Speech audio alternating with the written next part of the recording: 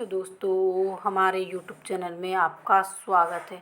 जैसा कि आप सभी अभ्यर्थियों के कमेंट आ रहे हैं कि कितनी हेयरिंग और लगेगी, तो हेयरिंग पर हमने बता दिया। हेयरिंग के बारे में कोई भी नहीं बता सकता है, क्योंकि हेयरिंग काफ़ी लग भी सकती है और कहिए तो कम हेयरिंग में भी काम हो सकता है। ये सब चीज़ें अब डिपेंड कर रही हैं डीपीआई पर।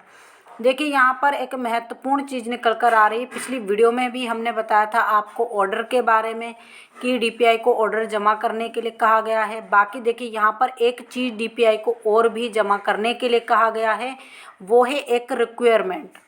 देखिए, इस रिक्वायरमेंट का क्या महत्व है। ये वीडियो थोड़ी लंबी जाएगी, सभी अभ्यर्थी इस वीडियो को पूरा देखिएगा, क्योंकि अगर आप चाहते हैं कि सेकंड काउंसलिंग हो और साथ में आप लोगों को पूरी जानकारी भी मिले। फिर बाद में अभ्यर्थियों के कमेंट आते हैं कि रिक्वायरमेंट क्या है। तो देखिए, यहाँ पर आप लोगों ने जो हमने वीडियो डाली थी हाई कोर्ट की लाइव वाली, उसमें भी देखा होगा कि वहाँ पर जजेस बार बार बोल रहे थे कि डीपीआई के जो महाधिवक्ता हैं उनसे कि आपने अभी तक रिक्वायरमेंट क्यों नहीं जमा की है।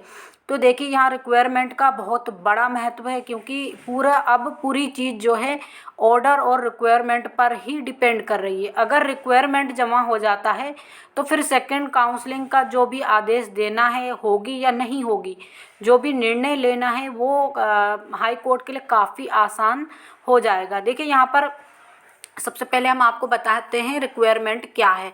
तो देखिए, यहाँ पर डीपीआई को एक रिक्वायरमेंट यानी एक चीज़ जमा कर रिक्वायरमेंट का है जो उन्होंने रिक्वेस्ट की है हाई कोर्ट से। मतलब ये समझ के चलिए, पता नहीं मैं इस चीज़ को सही से एक्सप्लेन कर पाऊँगी या नहीं, लेकिन समझाने का हम लोग पूरा प्रयास करेंगे। तो देखिए, यहाँ पर एक रिक्वायरमेंट डीपीआई को जमा करना है। उसमें ये होना चाहिए कि डीपीआई क्या सेकंड काउंसलिंग करवाना चाहता है या नहीं। यानी यहाँ पर जो डीपीआई के आप कहीं आयुक्त हैं, जो भी सचिव हैं, जो भी उनसे जुड़े हुए अधिकारी हैं, उनके हस्ताक्षर सहित एक लेटर, उसको लेटर बोलेंगे या जो भी बोलेंगे, वो उनको जमा करवाना है। और उसमें लिखा होना चाहिए कि डीपीआई सेकंड काउंसलिंग करवाना चाहता है। आप सभी को हमारी बात समझ में आ रही होगी। अगर कुछ भी लगे कि यहाँ पर ऐसा फैक्ट कुछ समझ में नहीं आ रहा या फिर कुछ भी लगे ऐसा, तो आप कमेंट कीजिएगा। बहुत ज़्यादा कमेंट होंगे तो फिर हम वीडियो बना देंगे। लेकिन यहाँ पर डीपीआई को एक रिक्वायरमेंट यानी देना होगी कि डीपीआई तो सेकंड काउंसलिंग करवाना चाहता है, लेकिन सुप्रीम कोर्ट ने रोक लगा रखी है और हमारे पास पर्याप्त मात्रा में अभ्यर्थी भी हैं, पद भी हैं और हम लोग काउंसलिंग के लिए तत्पर भी हैं। लेकिन हाई कोर्ट और सुप्रीम कोर्ट की रोक के कारण हम लोग काउंसलिंग नहीं करवा पा रहे। रिक्वायरमेंट में इस तरह का कुछ उनका वक्तव्य होना चाहिए। अब जो भी उनको उनके महाधिवक्ता ने बताया होगा। अब अगर डीपीआई इस रिक्वायरमेंट में हाँ करता है तो सबसे बड़ी बात, क्योंकि देखिए विभाग खुद काउंसलिंग करवाना चाहता है, तो काउंसलिंग से रोक हट जाएगी।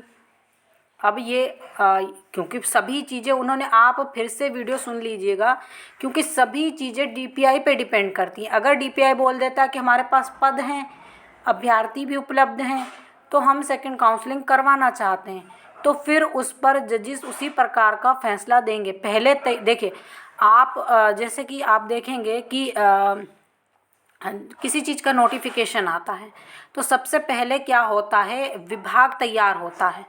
विभाग बोलता हाँ हमारे पास पद हैं और उस पद के लिए हमारे पास पेमेंट भी है, हम इसके लिए भर्ती करवाने के लिए तैयार हैं। वो फिर आवेदन आमंत्रित करता है। फिर उसके बाद जाकर आप आवेदन करते हैं, हाँ भाई हम भी ठीक है, हम भी तैयार हैं। फिर आपको समय दिया जाता है, आप तैयारी करते हैं। तो उसी प्रकार डीपीआई का है कि अगर आपको सेकंड काउंसलिंग करवाना है तो पहले आप ये तो जमा कीजिए कि हाँ आप सेकंड काउंसलिंग करवाना चाहते हैं। अगर आप काउंसलिंग नहीं करवाना चाहते तो उसके बाद हाई कोर्ट का कुछ अलग निर्णय होगा। अगर आप काउंसलिंग करवाने के लिए तत्पर हैं तो उस पर कुछ हाई कोर्ट का अलग निर्णय होगा। तो जानी पहले तैयारी किसकी होना चाहिए, डीपीआई की। तो डीपीआई इन्हीं चीज़ों को जो 2 जनवरी को उनको 2 जनवरी तक जमा करवाना थी, अभी तक भी उनको जमा नहीं करवाया गया। और अगर डीपीआई क्या है इस चीज़ में अभी तक टालम टोला कर रहा है, यानी कि उनको अगर वो रिक्वायरमेंट जमा नहीं करते तो फिर डीपीआई पर हाई कोर्ट का शायद प्रेशर होगा, फिर अलग चीज़ निकल कर आएगी। और अगर खुद डीपीआई अगर सेकंड काउंसलिंग करवाने के लिए तत्पर है तो फिर हाई कोर्ट को कोई प्रेशर देना ही नहीं है। तो इस प्रकार की एक रिक्वायरमेंट जमा होगी, उसके बाद डीपीआई उस रिक्वायरमेंट और ऑर्डर को जमा नहीं करना चाहता, जिसके कारण आपका ये फैसला रुक रहा है।